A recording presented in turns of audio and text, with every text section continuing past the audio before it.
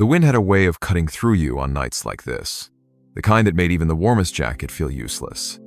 Private First Class Evan Ramirez sat in the watchtower, eyes fixed on the dark wall of pines just beyond the perimeter wire. The night vision goggles painted the world in a sickly green hue, every shadow stretched, every movement amplified. Somewhere far off, a coyote's yelp rose into the cold air, sharp and lonely. He shifted the M4 in his hands, not because he thought he'd need it, but because the quiet had gone on too long. That was when he heard it, a faint crunch. Leaves. Slow. Deliberate. Ramirez held his breath, scanning the tree line. Between the tall trunks, something flickered into view. Two eyes, glowing amber in the green haze, locked on him. They were at man height, maybe a little taller. He blinked once, and the eyes blinked back. Then, they rose. Higher. Too high. Way too high. His stomach dropped. No deer stood 12 feet tall. No bear looked at you like that, calculating, unblinking. A low, guttural growl rolled across the clearing, deep enough that he felt it in his chest. He froze. Coyotes didn't growl like that. Wolves didn't growl like that. Whatever this was, it knew he was there, and it wasn't afraid. He tried to key his radio, but his fingers had gone clumsy, slick with sweat despite the cold. Tower 1 to command. I've got movement at the north perimeter. Unknown silhouette, unknown size, possible intrusion. The eyes vanished. Ramirez leaned forward, scanning harder. His goggles caught nothing but still trees and a whisper of mist drifting through the branches. The clearing seemed empty. His heart started to slow until the tree line erupted in motion. A shape, black against the night, broke from the forest with impossible speed. It covered 50 yards in seconds, running upright, but bent forward, its arms swinging low, hands no, claws catching flashes of moonlight. The wire fence rattled as Ramirez scrambled for the spotlight, fumbling the switch. The beam snapped on just as it hit the fence line. For a fraction of a second, he saw it fur-matted and dark, shoulders broader than any man's Seth, a muzzle glistening with saliva, teeth bared in a snarl that was almost a smile. Then it was gone. The spotlight swung wildly, catching nothing but trembling pine needles. The air smelled sharp, like wet dog mixed with copper. Ramirez's breathing thundered in his ears. Command, I need eyes on the north fence now. This is not a wild animal. No answer, just static. He turned the dial, switching frequencies, but the radio hissed at him like it was angry. Something scraped against the tower's supports. Ramirez froze.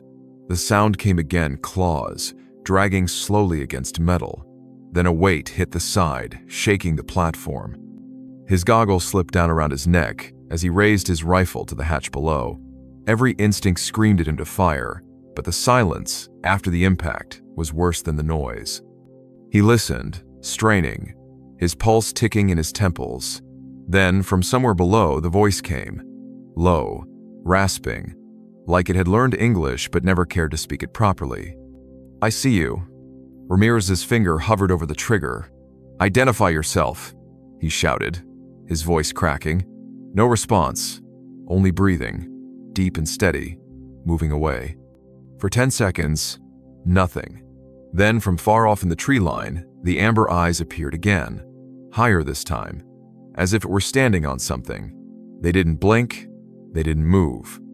Ramirez reached for the radio one last time. Command, if you're hearing this. The line snapped to life, a voice crackling through. Tower 1, repeat last transmission. Over. He never finished the sentence. A shadow streaked toward him from the trees, faster than his mind could process. The last thing he saw was the eyes, filling his vision, before the world went black. Somewhere, deep in the static, a guttural growl bled into the open channel long after the tower went silent. Fort Cambell isn't just another army base. It's a sprawling, self-contained world, straddling the Kentucky-Tennessee line, with endless miles of dense hardwood forest, swamps that steam in the summer, and stretches of terrain so wild that even GPS signals sometimes vanish. During the day, it feels like a place built for training warriors. At night, it feels like the forest is watching you. Soldiers have joked for decades that the woods here don't want you in them. Most laugh it off until they hear the stories. Long before the first barracks were built, these grounds belonged to loggers, trappers, and hunters. Some of them vanished without explanation. Others came running out of the tree line, pale and shaking, swearing they'd seen something that wasn't a man and wasn't an animal. The old-timers called it the Wolf Man. Not just a wolf on two legs, but a hulking, broad-shouldered thing with hands like a person and eyes that burned gold in the dark. Most locals kept those stories within family circles, afraid of being laughed at. But by the time the army moved in and Fort Cambell became a critical hub for elite units, those whispers had worked their way into the barracks too. There are stories quietly traded over smokes behind the motor pool about training exercises gone wrong in the 1972nd. Officially, the reports list them as lost personnel or accidental drownings, but the men who were there tell it differently. One swears they followed the sound of screaming deep into the land between the lakes, only to find nothing but shredded gear and drag marks leading into the trees. Another said he'd seen eye shine not like a deer's, but higher up, like it was looking down at them from a low branch. The land between the lakes is a strange place. It's technically a national recreation area now, but to the people stationed here, it's the heart of the Wolfman legend. Hunters who venture there sometimes talk about how the woods go dead quiet for no reason. No insects, no wind, just a sudden, unnatural silence. Then they'll hear it, a slow, deliberate crunch of footsteps, pacing just out of sight. Some leave the area without ever seeing it, but they all describe the same smell, like wet dog and copper, thick enough to stick in your throat. By the time fresh recruits arrive at Fort Cambell, the stories have been circulating for so long that they're considered a rite of passage. The older soldiers bring it up around campfires during field exercises, their voices low, testing who'll laugh and who'll start glancing over their shoulders. Most brush it off as hazing, just another way to spook the new guys before night patrols. After all, what better way to get someone to screw up than to make them think there's a monster stalking them? But hazing doesn't explain why certain areas on the map are quietly marked as restricted without any clear reason. It doesn't explain the occasional radio calls reporting animal activity when the base wildlife officers can't find so much as a paw print. And it doesn't explain the one detail that keeps coming up in every version of the story. The thing moves silently when it wants to, but sometimes it lets you hear it just enough to know you're being followed. One staff sergeant told of a winter night exercise when his squad was spread thin through the tree line. He was moving slow, scanning for movement, when he heard something heavy step through the underbrush parallel to him. Thinking it was another soldier, he called out. No answer.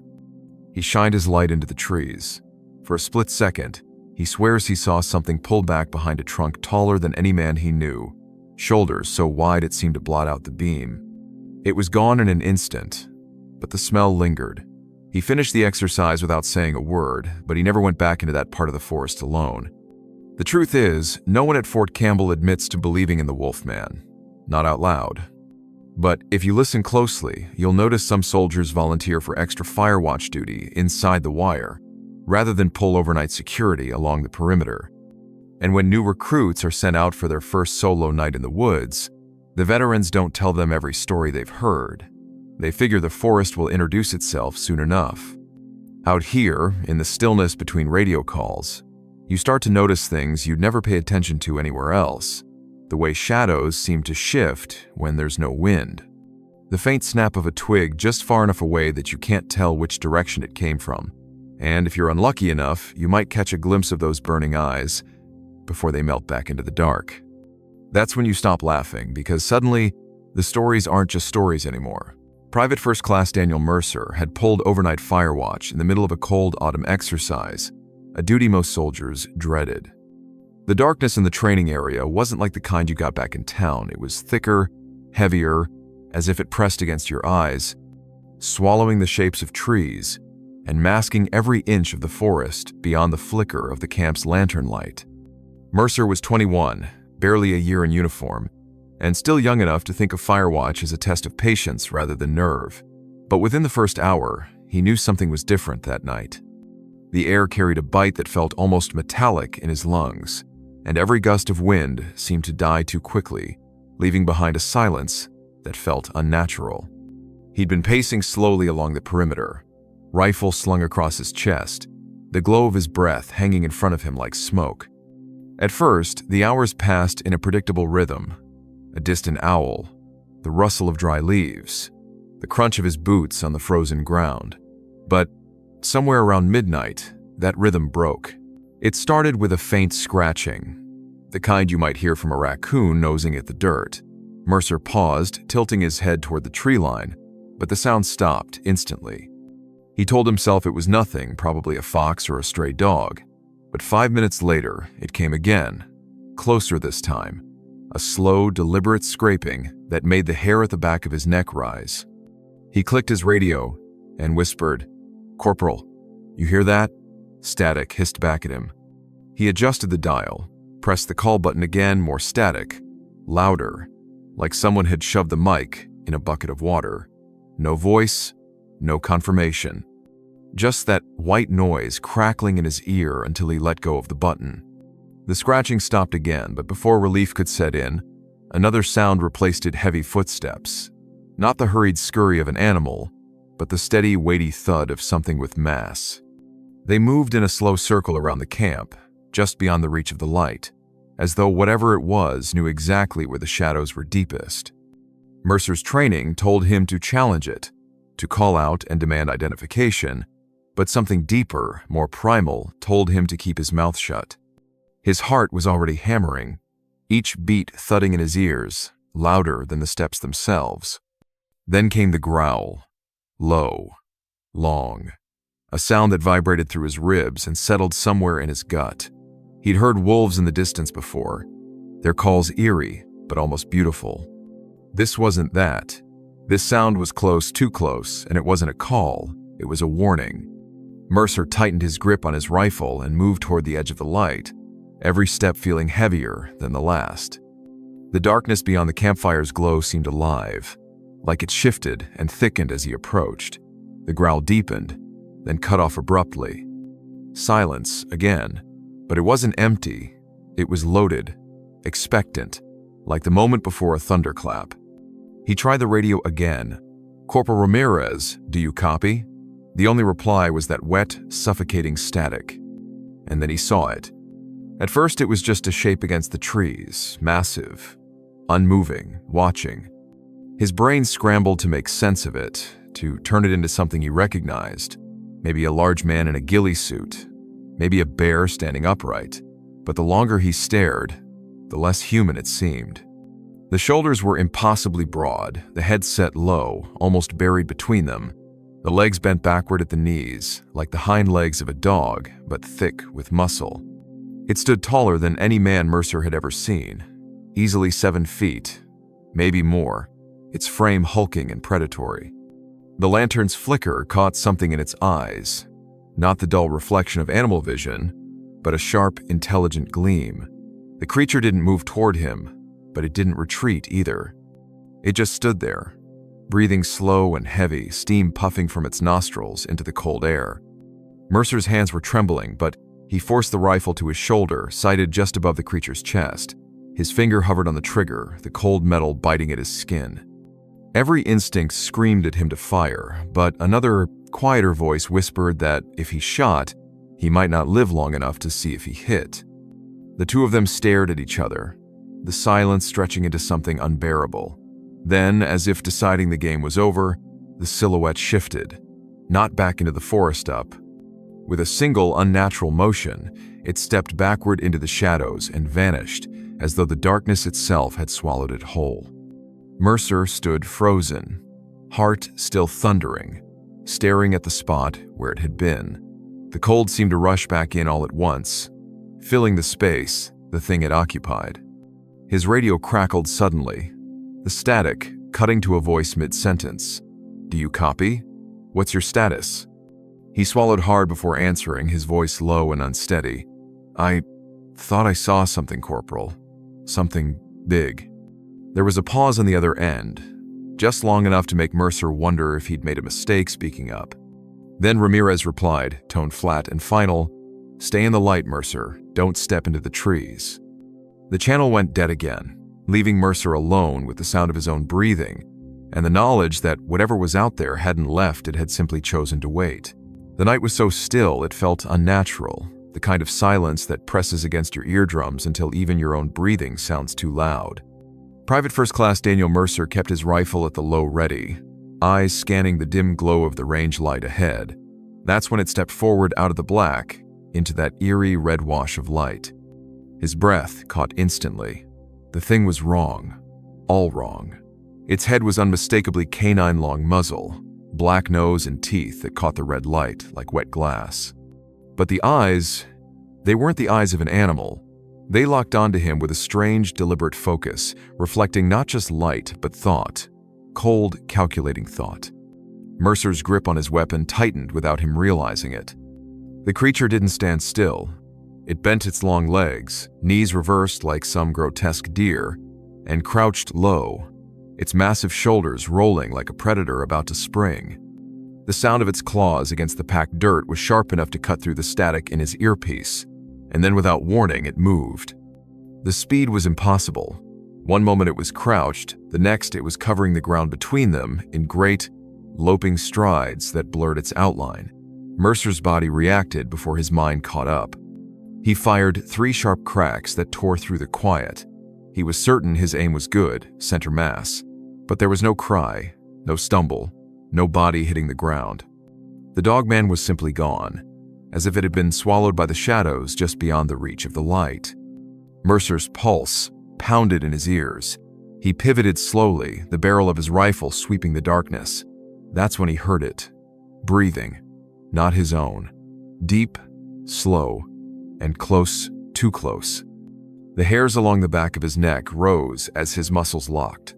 He turned sharply, heart hammering in anticipation of what he'd see, but there was nothing. Just empty air, a slight ripple of cold wind against his face. He tried to steady his breath, to tell himself it was just his imagination, a trick of adrenaline and night shadows. But then it came again, not breathing this time, but movement. A sudden, violent impact rattled the ground through his boots. The sound of metal groaning under pressure filled the air.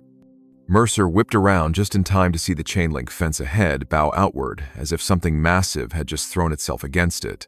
The top supports shuddered, bolts popping from their sockets. The fence swayed, the links stretched into warped diamonds, like it had been hit by a speeding truck. He took a step back, raising his rifle again, eyes straining to pierce the dark beyond the fence. The red range light flickered once, twice, before steadying again, and in that instant between shadows, he swore he saw it, a tall shape standing just beyond the mangled wire. Its head tilted ever so slightly, like it was studying him, measuring him, and then it melted into the night, leaving only the faint sound of claws dragging through dirt, circling again. Mercer's mouth was dry, his throat tight. His training told him to call it in, to get eyes and rifles on the perimeter, but the radio was still a dead hiss. He thought about retreating to the squad's bivouac, but some primal part of him knew that if he turned his back now, he'd never make it there. He kept his stance, knees bent, weapon ready, eyes sweeping the shadows for any hint of movement. The night seemed to pulse with quiet, every second stretching longer than it should, and somewhere in that black expanse, something was waiting for him to make the wrong move. It wasn't afraid of him. That much he knew. Whatever it wasn't hunting for food, it was playing with him, testing him. The thought settled in his gut like ice. A low sound rumbled in the distance, somewhere between a growl and a laugh, and the warped section of fence swayed one last time before falling still. Mercer tightened his grip, every nerve on fire. The darkness beyond the fence remained still, but he knew with every instinct screaming at him that the encounter wasn't over. It was just beginning. They told us the night was over. They told us nothing was wrong. But I could still see the look in Mercer's eyes when we found him pale, wide, unblinking. He wasn't just tired. He looked like a man who had been standing on the edge of a cliff all night, staring down into something that wanted to pull him in. I was the first one through the clearing when we got there. His rifle hung from his hands like it had forgotten its purpose. He didn't even notice us approach. His uniform was soaked through with sweat despite the cold. His boots planted just inches from the perimeter fence. And that fence, it wasn't right. It didn't just sag like it had been leaned on. It was bent inward toward the base. Steel chain links warped and twisted like something had pushed them from the outside with a force no person could muster. The frost on the grass had melted in a strange, wide arc in front of it, like something massive had been standing there for a while. Mercer didn't speak at first. He just kept looking at that bend in the fence, his breathing shallow and uneven. When the squad leader stepped up beside me, I saw his jaw clench. We'd all been out here long enough to know what a bear could do to a fence, or a cougar, or even a wild boar. This wasn't that. The links weren't broken, they weren't chewed, they were pulled, warped in a smooth bow, as if the steel itself had been softened before it was shaped.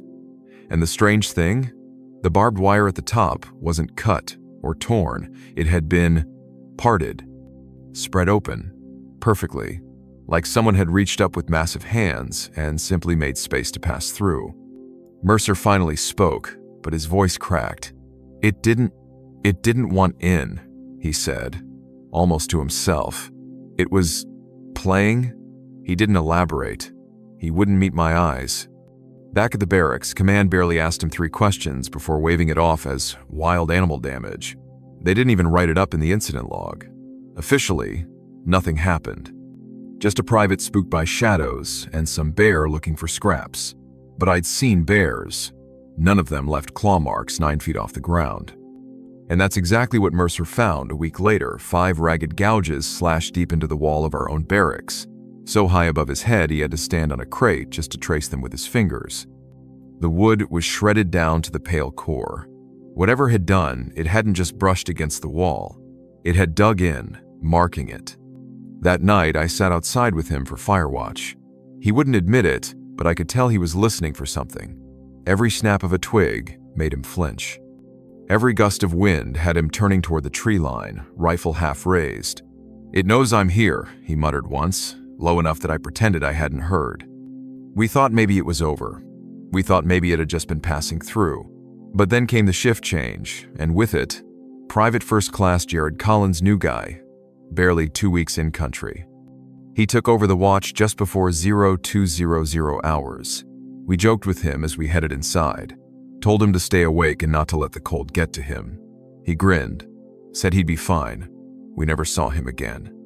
At 0500, the replacement came out to relieve him and found the watch post empty. No Collins. His rifle was leaning against the wall. His flashlight was on the ground, still burning.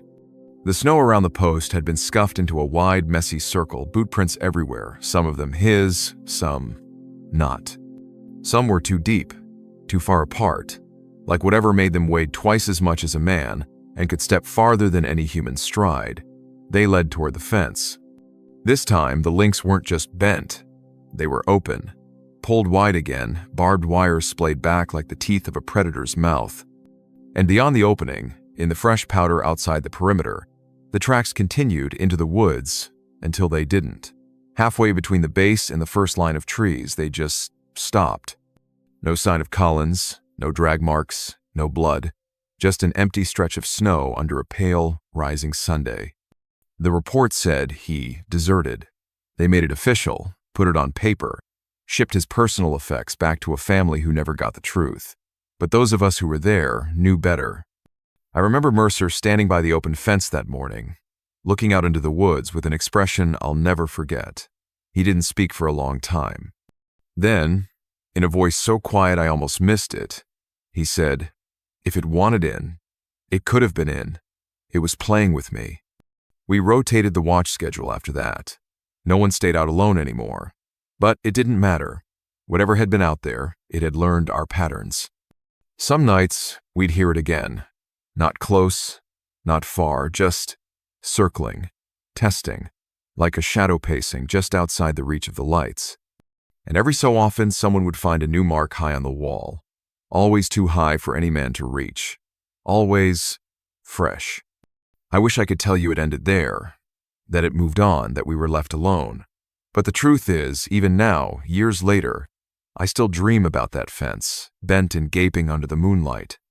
And I dream about the sound we never spoke of, the one that first brought Mercer to the fence that night. A low, rumbling growl, rolling through the cold air like distant thunder.